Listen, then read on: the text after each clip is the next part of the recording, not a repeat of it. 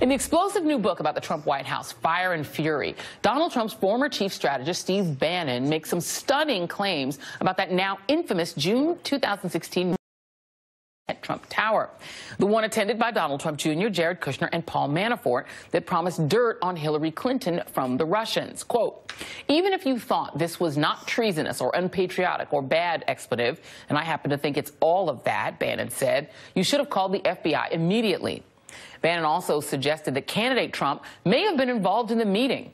According to the book, Bannon said, quote, the chance that Don Jr. did not walk those Jumos up to his father's office on the 26th floor is zero. Donald Trump has denied having knowledge of the meeting until it came to light a year later. And the Russian lawyer, Natalia Veselnitskaya, tells NBC News that she and her cohort in the June 2016 Trump Tower meeting did not meet or see then-candidate Donald Trump, despite Bannon suggesting otherwise to author Michael Wolff. Veselnitskaya told NBC News, quote, absolutely not true. But whether or not Trump met the participants that day, did he know about the meeting? And the timeline surrounding that June 26 meeting is actually quite intriguing. On June 3rd, 2016, Rob Goldstone promised incriminating information on Hillary Clinton. Donald Trump Jr. responded, if it's what you say, I love it, especially later in the summer. On June 7th, following several other emails to each other, Donald Trump Jr. and Rob Goldstone agreed to the June 9 meeting at Trump Tower. On the evening of June 7th, a Tuesday, candidate Donald Trump promises a major speech on the Clintons and their supposedly nefarious dealings. I am going to give a major speech on probably Monday of next week, and we're going to be discussing all of the things that have taken place with the Clintons. I think you're going to find it very informative and very, very interesting. 2 days later, the June 9th meeting takes place at Trump Tower. But Don Jr. now claims the Russians didn't bring the dirt they promised on Hillary Clinton. MSNBC legal analyst Nick Ackerman is a former assistant U.S. attorney and former special Watergate prosecutor, and Natasha Bertrand is a political correspondent for Business Insider. Thank you both for being here. Natasha, I'll start with you. On page 255 of the book, there's the claim that it might have been Jared Kushner who actually leaked the details of that Trump Tower meeting, where this supposed exchange of dirt on Hillary Clinton was supposed to take place in order to save himself and sacrifice Don Jr. Does that comport with your reporting? Does it make any sense?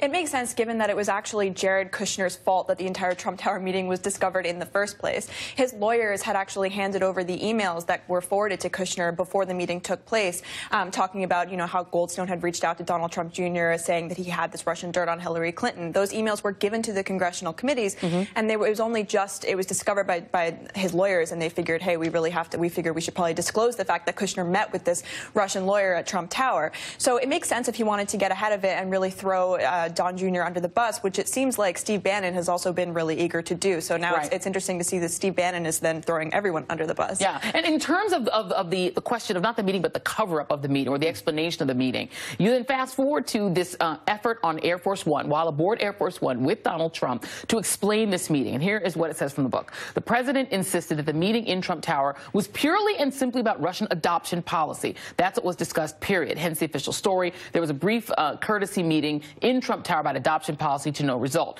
And that is what they said, that's what all it was. However, later that week, Mark Correio, who was a spokesman for Trump's legal team, quits, seeing no good outcome and privately confiding that he believed the meeting on Air Force One represented a likely obstruction of justice. He quits. Is it possible that in concocting that story, that it was adoption, which of course we know is Magnitsky Act related, that is obstruction? Yeah, it is obstruction, and there's a good reason why they did it. Because part of your timeline that you didn't include was in March of 2016, the DNC, the Democratic Committee, was hacked. The emails were taken out. Then in April of 2016, Papadopoulos learned that the Russians had those emails. Now, you can't tell me for a second if he's telling some Australian diplomat in a bar what he learned from the Russians. They didn't tell the campaign the same thing. Yeah. So we know a crime was committed. The only question is, did the Trump campaign conspire with the Russians in order to throw the election to Donald Trump? And all of of the evidence here, all of the indications indicate the answer is yes. Because if you look at the timeline, even after Donald Trump said he was going to release this information that following Monday, a few days later, you see the information being released by Guccifer 2.0. Right. And then another week later, more information by Guccifer 2.0. And then a few days later, more information by Guccifer 2.0. And then on July 22nd, the day before the Democratic National Convention, bang, WikiLeaks releases more of that information. And who is the person that's communicating with both Guccifer 2.0 and WikiLeaks? Roger Stone, Donald Trump's main political operative. Yeah. So to me, if you look at the overall picture and the overall timeline, you clearly have a conspiracy to basically steal the emails from the Democratic National Committee in order to throw the election to Donald Trump. You've got lots of indications that somewhere in this process, the Trump campaign joined that conspiracy. Right. They didn't have to agree with the Russians at the time. I mean, if I'm the campaign and you're the Russians, we don't even have to talk. I mean, I can just talk to Natasha, who's representing WikiLeaks, yeah. and basically, if they all come to the same agreement, the goal being to steal those emails, to use them to elect Donald Trump, that's enough. And it's a conspiracy to violate the federal computer hacking law, which is the Computer Fraud and Abuse Act. Right. And that's where I think or the provision of something of value from a foreign entity to the campaign. But here's the other thing, because also Roger Stone is Paul Manafort's former business partner, which is always also intriguing. The question then becomes, Natasha, whether or not all of these individuals are separately seeking dirt on Hillary Clinton in the form of emails. George Papadopoulos saying, we think the Russians will have dirt on Hillary Clinton. The son, Donald Trump Jr., saying the same thing and then going to that Trump Tower meeting with Manafort and Kushner, but no one ever talking to each other.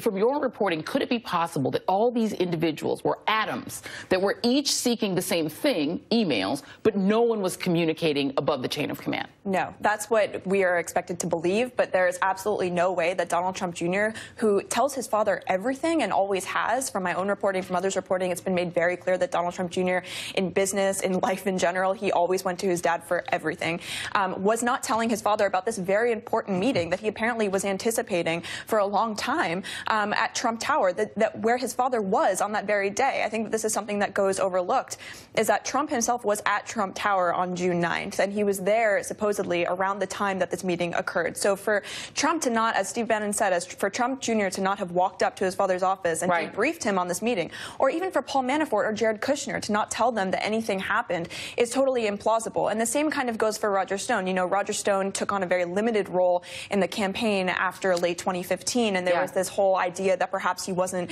talking to Trump as much or that he wasn't as involved. But again, that was something that the campaign really wanted everyone to think, because Roger Stone is kind of a very abrasive, controversial figure.